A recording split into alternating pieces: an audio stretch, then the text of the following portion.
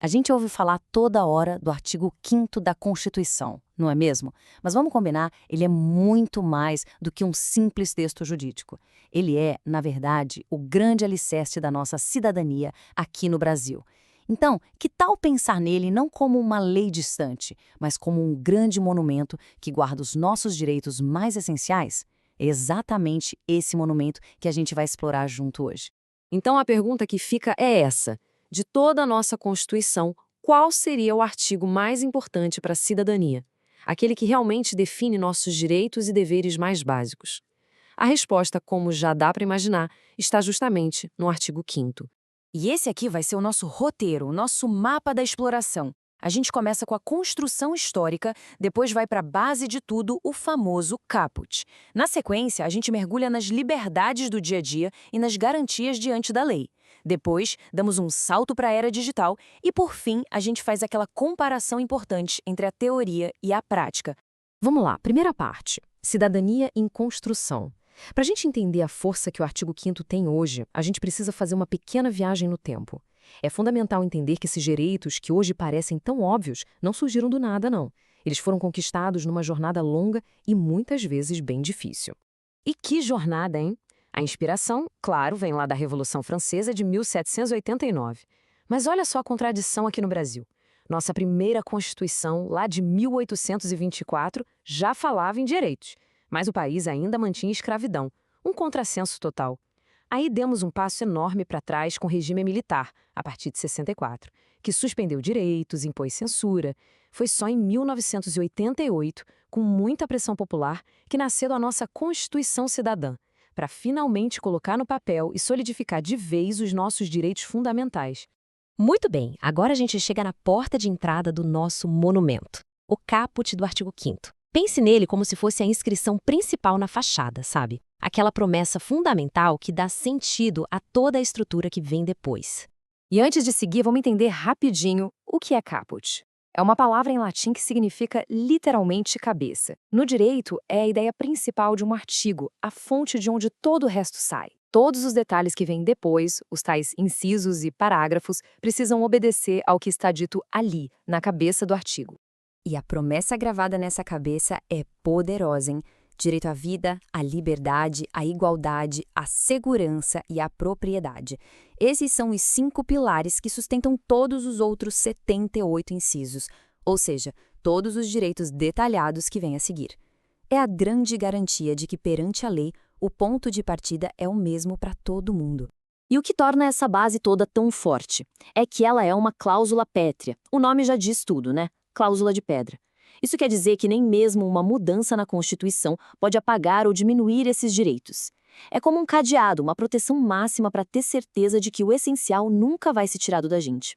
Terceira parte, então. Liberdades do cotidiano.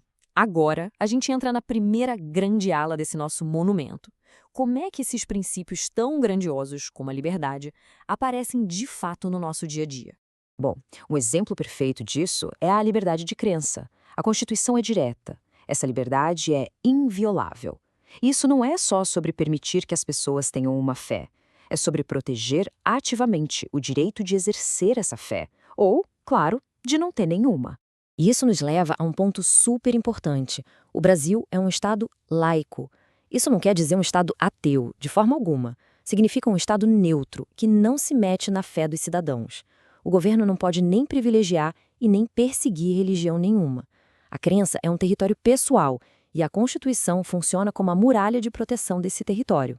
Quarta parte. Garantias diante da lei.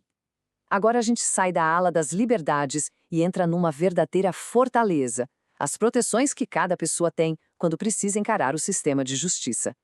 É aqui que a Constituição nos entrega um escudo. E talvez a parte mais importante desse escudo seja o princípio da presunção de inocência. A Constituição não deixa dúvida.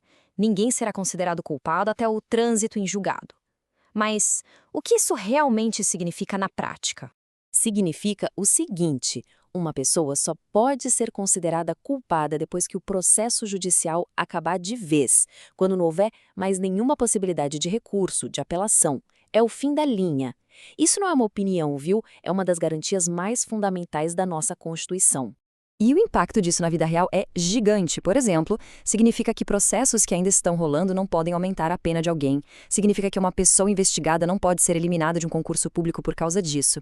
E aqui vem o ponto mais debatido. A prisão, para começar a cumprir pena, só pode acontecer quando o processo estiver definitivamente encerrado.